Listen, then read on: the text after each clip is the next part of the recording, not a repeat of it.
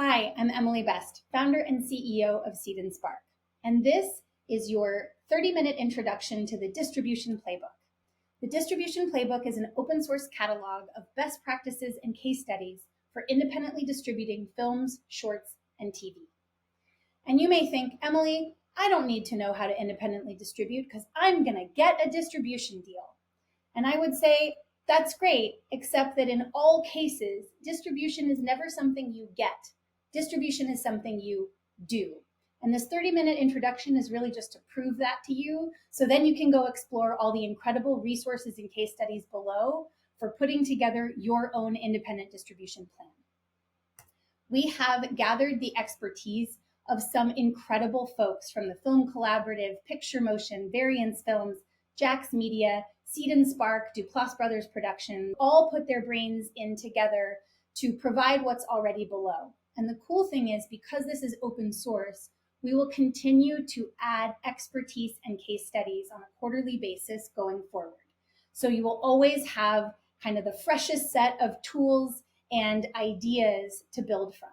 The distribution landscape always changes really fast, but it has changed the most in the last 5 years, which means resources can get outdated pretty quickly. What's comical about that statement is that I wrote it 5 years ago, and it was just as true then as it is now, and it's going to be just as true 5 years from now as it is today. My hope, though, is that putting together this distribution playbook and sharing it openly with the world means that we as independent creators will have a much greater influence on the landscape of distribution in the next 5 years than we've had previously. It is your job to know how things work. That's the only way you will have an idea of how to make the landscape work for you. Here is the dismal current truth. Most movies do not make their money back. Here's the other truth. Nobody is going to solve this problem for you. I mean, that's kind of what we're trying to do with the distribution playbook, but the only way we can solve it is by giving you the tools and resources to go your own way, as opposed to assuming that somebody is going to descend from on high and somehow magnanimously make the distribution business work in a more creator-friendly way. Creators are the only ones who will do that for ourselves. And so in that way, we hope that the distribution playbook starts to help solve this problem with you. So let's start here. What is film distribution? Film distribution is the process of making a movie available for viewing by an audience and marketing it to that audience. Distribution is determining the marketing strategy for the film, the media by which a film is to be exhibited or made available for viewing, and who may set the release date and other matters. The film may be exhibited directly to the public, either through a movie theater or TV, or for personal home viewing. And this could still include DVDs, but a lot of it is streaming, VOD, and downloads. There are lots more definitions and resources in the playbook itself. We want to make sure you never encounter an acronym we can't help explain for you. To get started in understanding how to make distribution work for you, we have to think first about you. What are your goals? What are your and your team's number one priority for what you want this film to do in the world? Are you making a short to build your skills and create a calling card? Do you want to build a career as a writer, director, or eventually potentially as a showrunner? Do you need to make some money? Do you want to get it seen by the widest audience possible? Are you trying to make a change in the world? This is where we have to start when formulating any distribution strategy, traditional or otherwise. This is also totally and completely not about you, because actually at the end of the day, your distribution strategy has to be deeply informed by who you're trying to reach and what you want them to do. So your audience are always the most important people in your distribution. Who are they? What are you making this for? And how do you know? How do you connect with those people? What experiences might they share? What interests do they have other than what's in your film necessarily? What are they reading? Who do they follow? Where do they watch stuff? What platforms are they on? The more you know about their behaviors, the easier it's going to be for you to design strategies to reach them. I think by now we're all thoroughly convinced that the distribution technologies are going to change faster than really any of us can adapt to. And who holds the power in the business is going to swing wildly between mostly companies run by billionaire empires, right? And that's not really anything that we can control. What we can control is a direct, disintermediated relationship with our audience.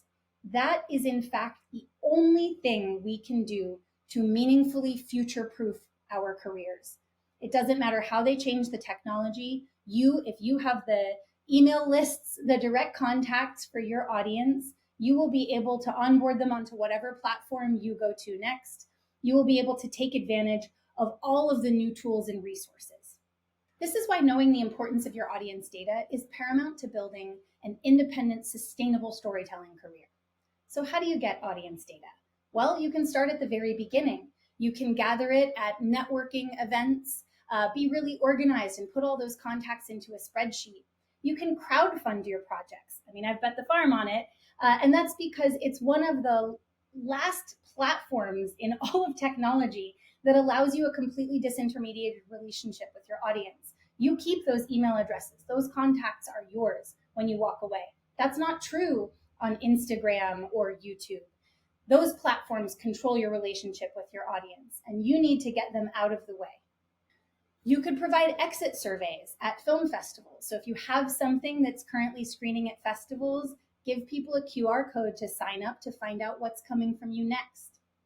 You could try to demand data from any distribution partners you currently have, although the truth is a lot of them don't have it either. But I do think there is a universe in which we should think about data writers the same way we do like inclusion writers. Really, all of us as creators should be really firm that we want to see our audience data from any distribution partner that we work with. So how would you use audience data? Well, you would find out as much as you can about them. Where are they located? All those questions we asked in the previous slide, how much of their behaviors could we learn about? And the more you know, the more you can effectively and efficiently grow your audience and market to them the things that they care about the most. You can certainly use that list to raise funds like in crowdfunding. You can prove to a distributor or network that there is a substantial audience for the thing that you're making. Or you can use all that information and the tools here in the playbook to build your own self-distribution plan. You have to be kind of ruthless with yourself and your project when interrogating your market value. And don't make the mistake that so many of us fall into the trap of, which is creating a comp for your project that's not really a comp. So you might have a brand new director who's got a really cool idea and says, I'm making the next Barbie. But Barbie is not Barbie without all of the celebrities and the backing of a giant brand and basically the entire Hollywood mechanism behind it. And so if you're saying, I'm going to get the entire Hollywood mechanism behind me, great. But you're not making an independent version of Barbie. You really want to look at what are other films by first-time directors with maybe cast that isn't fully recognizable yet, that don't have a lot of the institutional resources behind them. We haven't been to Sundance yet necessarily. What are other films like that doing? How are they distributing and how are they performing? That is a better understanding of what a comparable film might be. Now, you may also understand the market value of your project differently if you have been doing a lot of work to build and grow your own audiences, even if you're a first-time feature director. Right? So if all of a sudden you know that you can, in a completely unobstructed way, reach 10,000, or maybe you have a bunch of partners that help you reach 100,000 people directly, that sets a different market value for your film, which is why knowing your audience data is really important to this. Here are the things that you absolutely control. These are up to you. You control how much you spend to make the thing.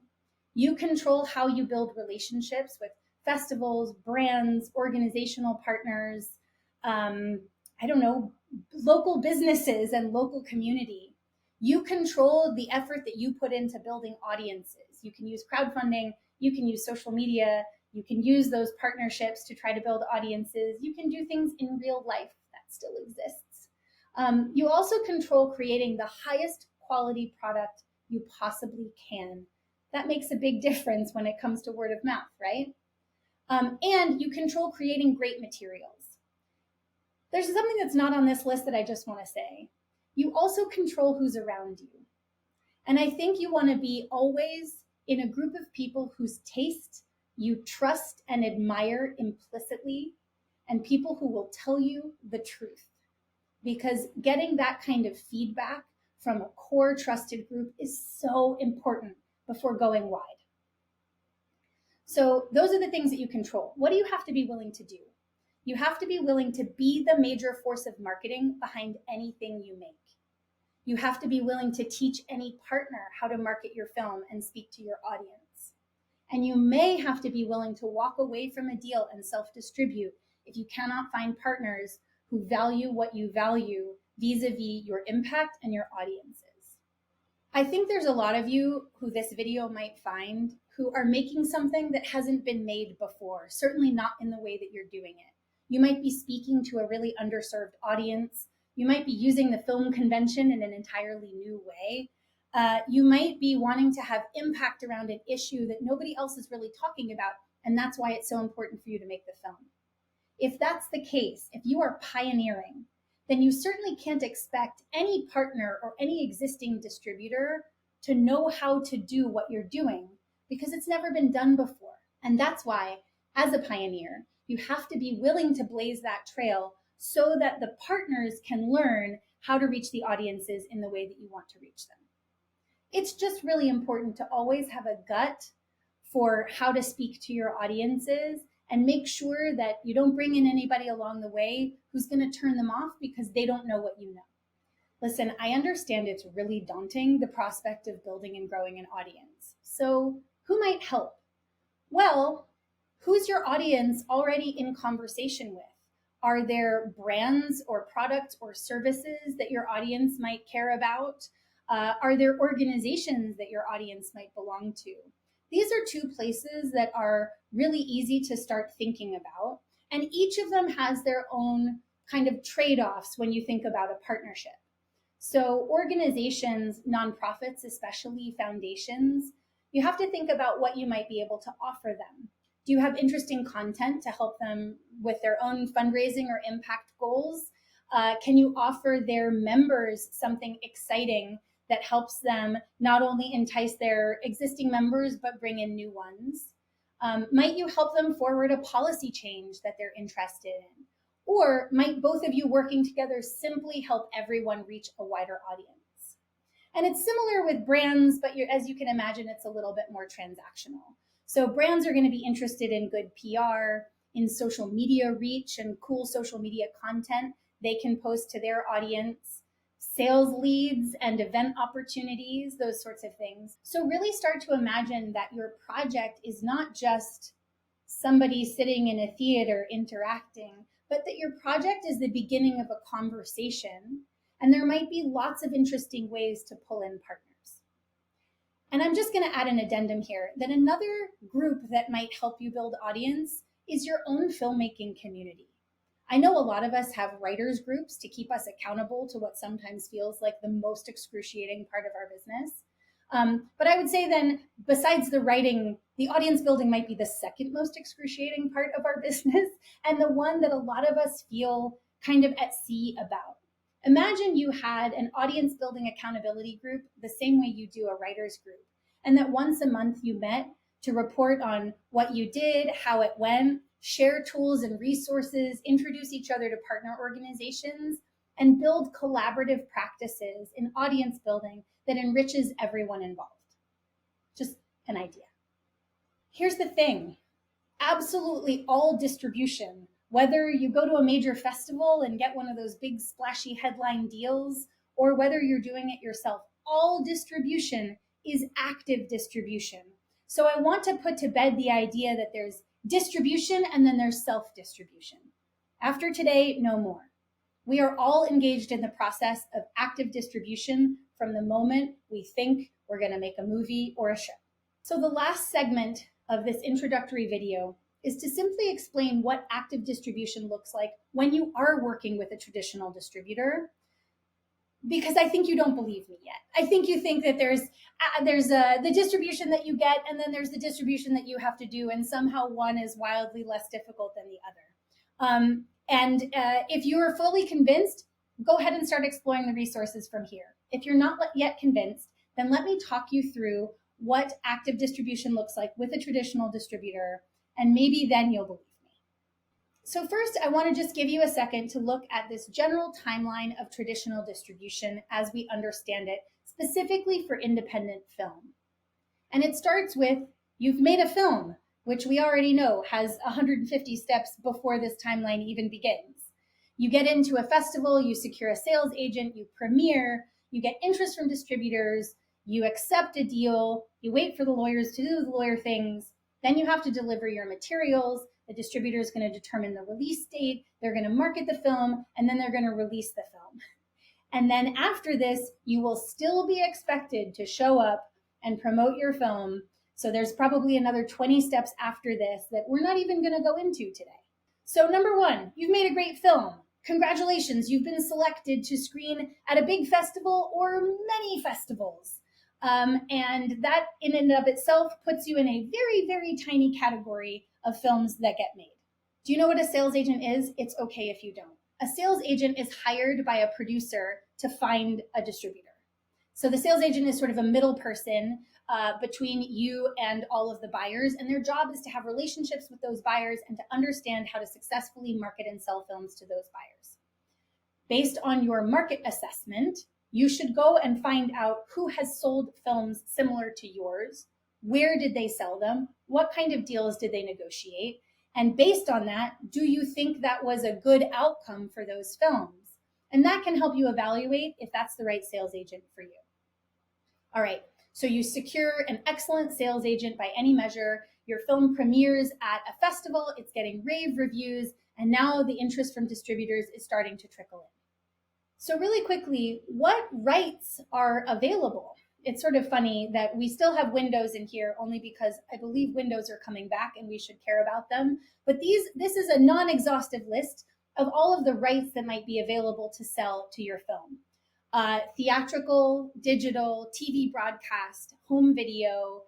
There are other major and very important rights, festival rights, non-theatrical and community screenings. Educational can be huge for folks. Corporate can be huge for folks.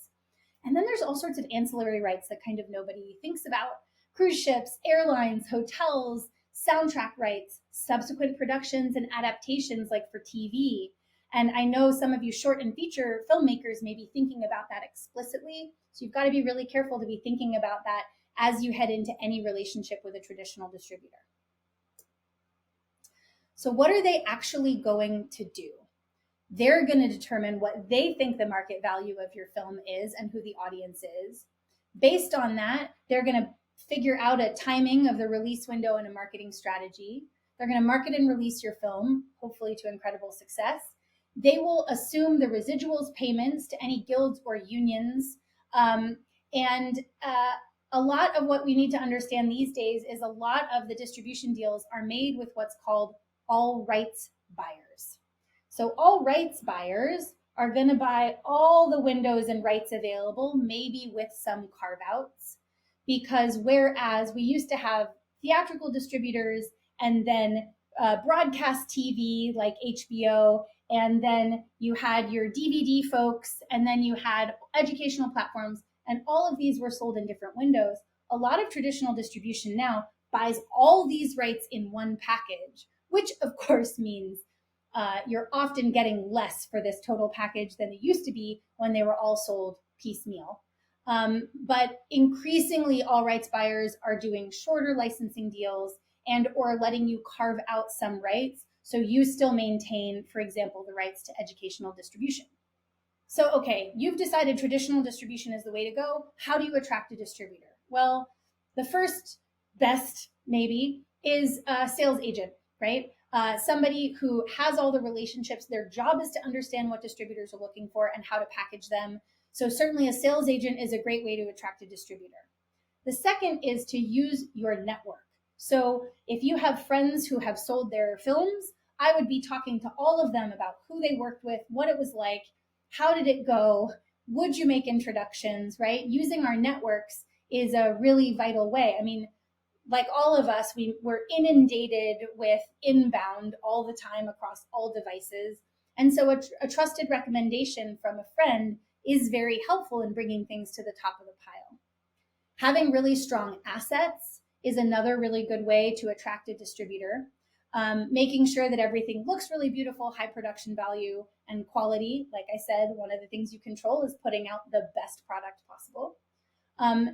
Building a noticeable audience.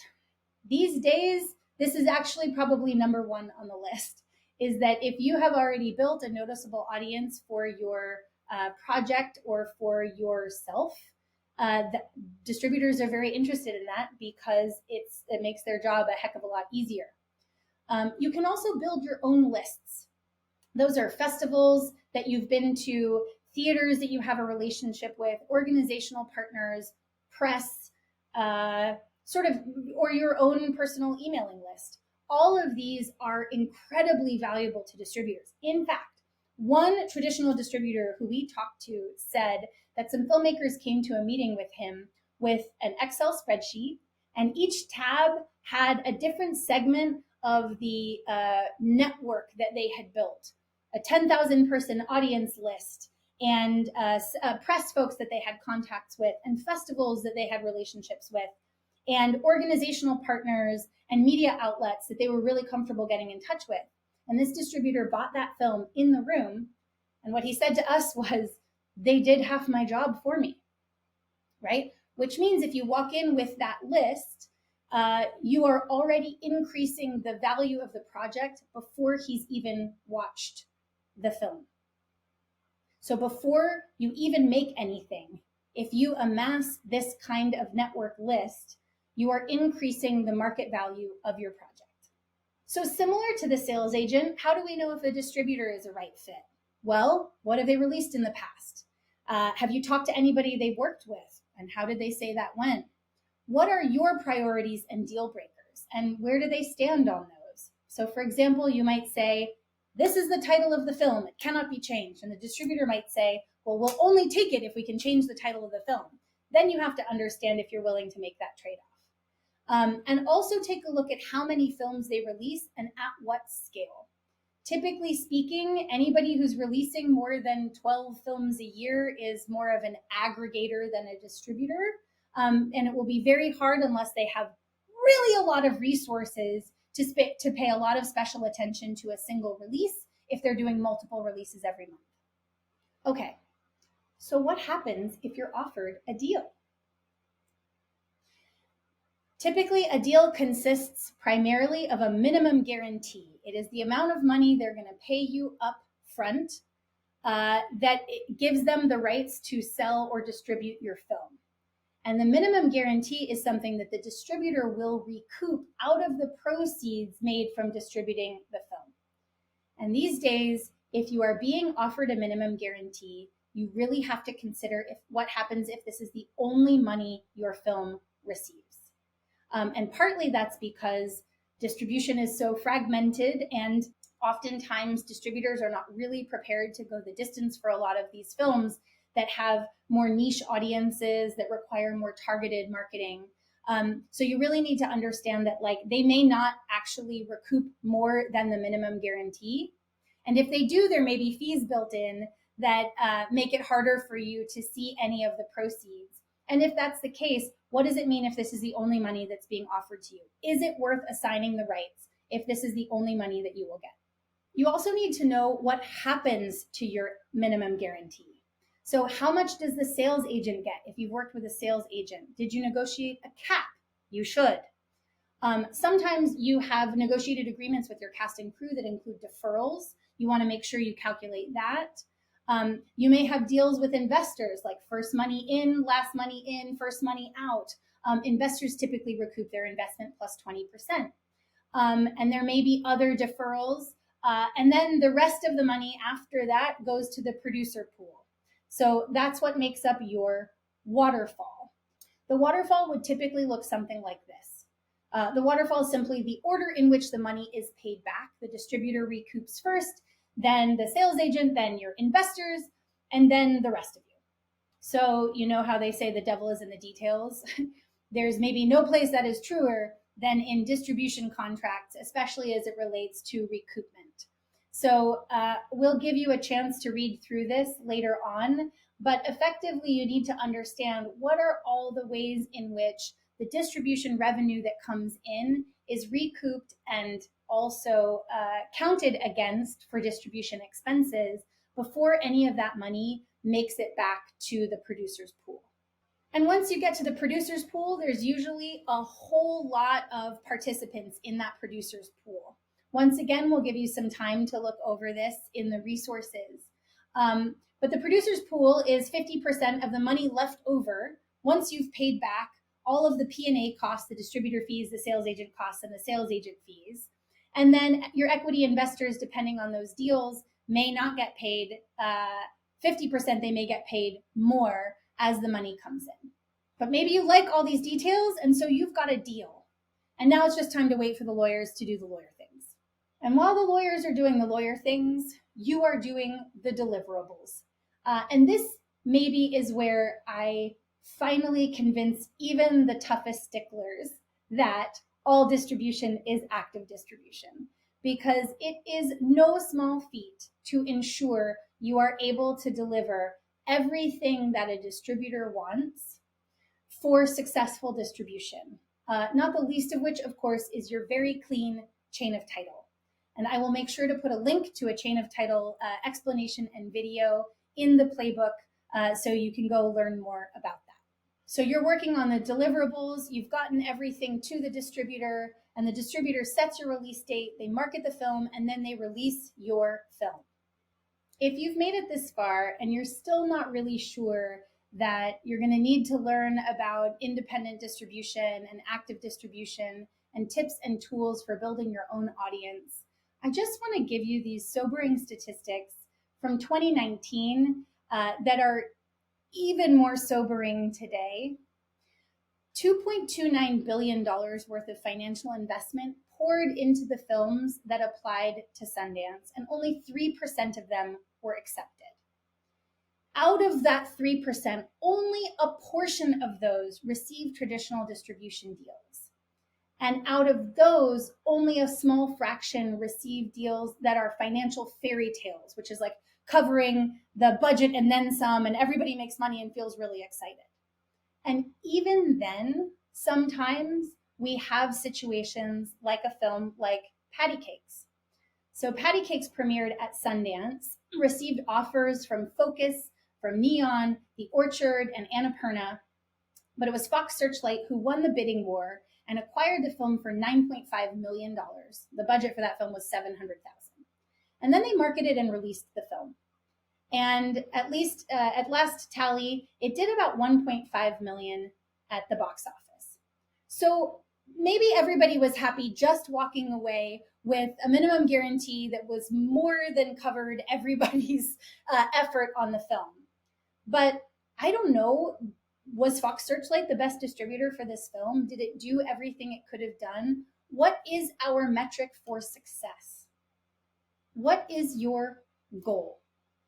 If your goal is simply to sell it off and then run off to your next film, maybe this looks like a great outcome to you. But if your goal is to ensure that the thing that you spent your blood, sweat, and tears working on actually reaches its intended audience, traditional distribution isn't always the best way to guarantee that. It can be a partner, right? But it might not be the answer, which is why all distribution is active distribution. So just a quick recap of what it takes to work with a distributor is you've got to grow your audience. You've got to make sure you've got good relationships at festivals. You've got to be prepared to select a sales agent. You've got to be prepared to read the details of every distribution agreement. You've got to be ready to handle deliverables. You've got to be prepared for what it means for those waterfall agreements. And even after all this is done, you will still be expected to help the distributor market and get butts in seats. And nowhere is this more true than if the deal you get is with a streaming platform. You will have no control over how the algorithm recommends your film or show. All you can do is continue to reach out to audiences and hope they flock to the platforms. And the platforms are unlikely to give you a whole lot of data back on how it performed.